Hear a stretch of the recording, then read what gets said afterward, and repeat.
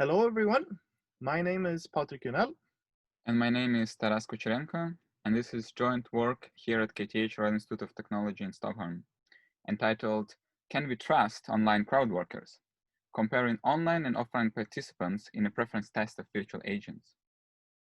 This research was frustration-driven, because in the previous studies we conducted evaluating virtual agents using online crowdworkers, we were quite frustrated by the level of attentiveness of those online crowdworkers, and we wanted to investigate it and to understand it better.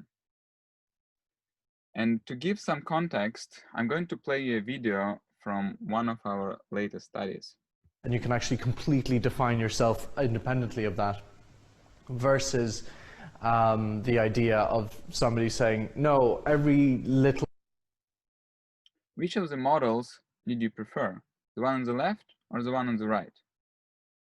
Well, it was probably not so easy to say, especially if you haven't seen any of them, as some of you probably did. It's quite normal these days to do several things at the same time when being online. And many of us do have several screens and do several things at a time, and this is normal. And so we can assume that online participants also could do several things at a time. But then, how much do we know about their attentiveness? That's exactly the question we asked in this research. Do online workers actually perform the same as offline workers in perceptual studies? And this question came out because it's quite common to use online workers in perceptual studies with virtual agents, especially with those involving gesture generation. Most of them use online workers. And many of them also use attention checks to filter inattentive participants, resulting in discarding big part of the study participants, which puts in question how reliable are those participants at all. And we are not the first one asking this kind of question. There has been quite some research on that, especially focused on text-based questionnaire research. And here we're going to list just a few of them. Hauser and Schwartz have found in their study that participants on Amazon Mechanical Turk, often called MTurk or AMT, have actually performed better in their questionnaire study. Jermin and colleagues have found very similar results for online and offline participants in terms of cognitive tests. Guin et al. Have done a test which is the most close to our experiments, where they ask participants to rate audio recordings. And they have found, again, very similar results for online and offline participants. But does this finding hold for audio-visual perceptual tests? We are not sure, as we could not find such a study in literature. And that's exactly the study we have done. So in order to do this, we set up a study where we wanted to see if there's a difference in results obtained from online and offline workers in an audiovisual perception task. We also wanted to investigate if there's a difference in passing attention checks. We did this using an already validated study that we had been running before. One thing we also thought was important was to have the same reimbursement level for both the online and the offline participants. Some previous work have only given the offline participants university credits, for example. So in order to do this, we set up 3 hypotheses. The first one being preference for the 2 models will be significantly different between the results obtained in lab and the results obtained from Prolific and Amazon Mechanical Turk. These 2 being commonly used crowdsourcing platforms that people have been using for, amongst other, evaluation purposes. Our second hypothesis, in-lab participants will pass more attention checks during the experiment than online participants. And our third hypothesis is that the inter/intra-rater agreement, estimated using inter/intra-class correlation coefficient, ICC, will be significantly higher in the results obtained in lab than the results obtained from online workers. I would like to point out that we also did the pre-registration using OSF, and this is something we encourage everybody to do. So, the study design.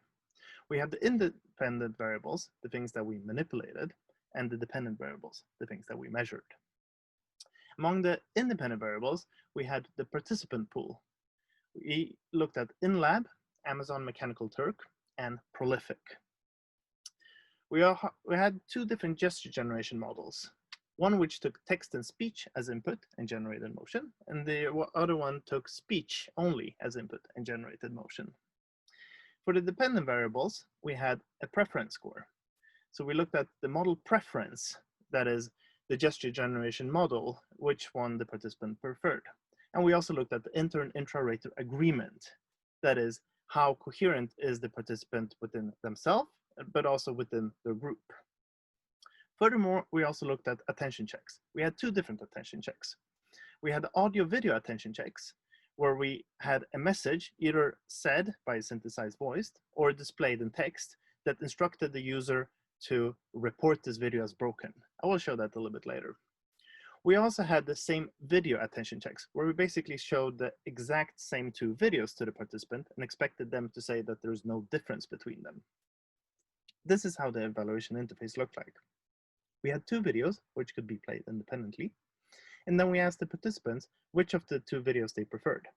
They could either choose the left video, right video, or there was no difference between the videos. Here they also can report an issue with the video, which was also used for the attention checks, which I will show next.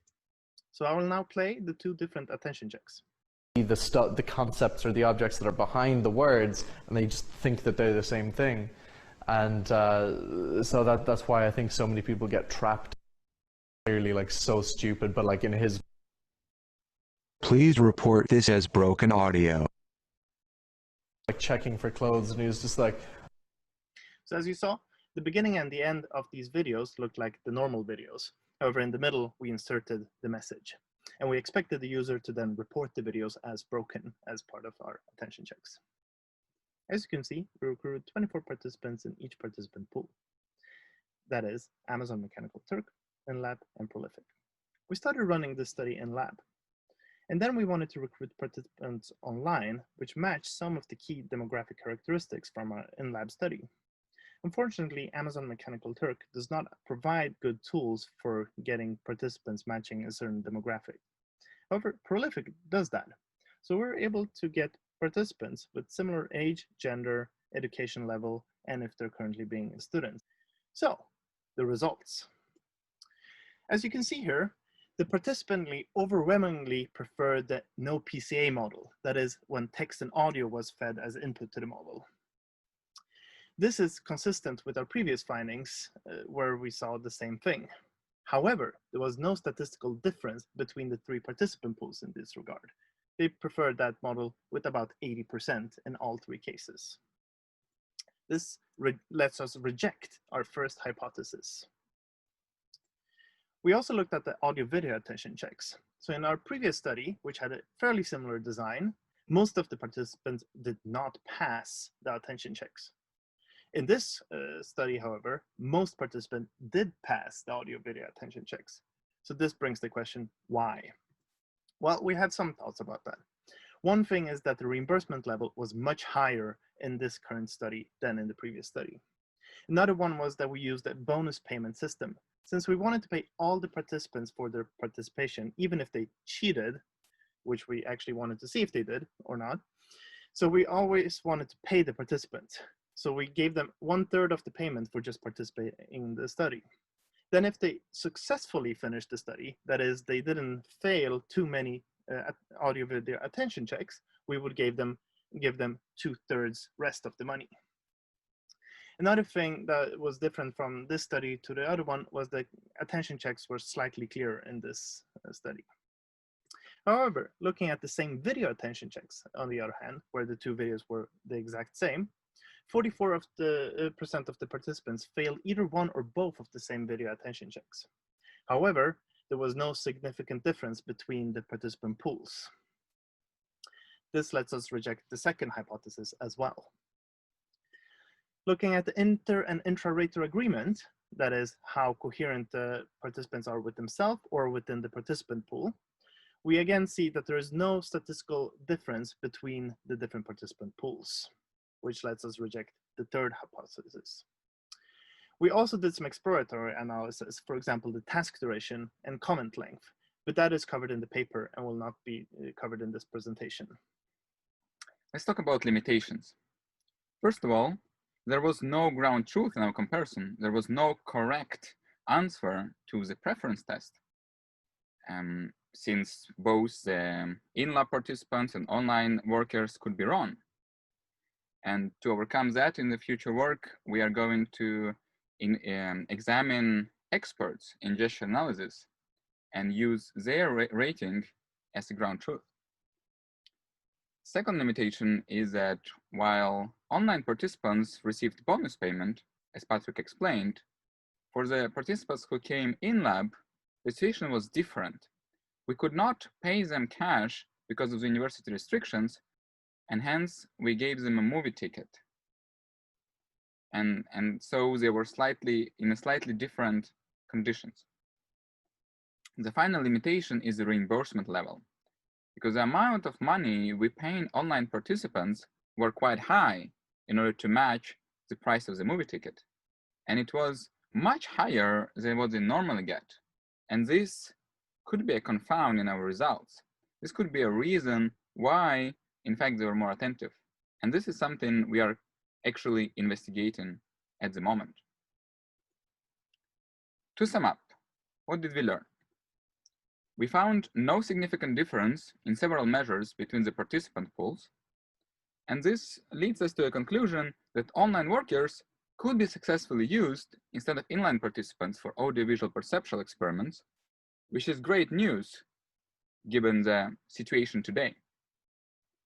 But we strongly advise to pay participants fair, because this could be a factor that influences their attention. Before we end, we would like to thank to all the authors of this work. Apart from me and Patrik, it was also Ilaria, Torre, and Jonas Beskow. And now we are ready to take your questions.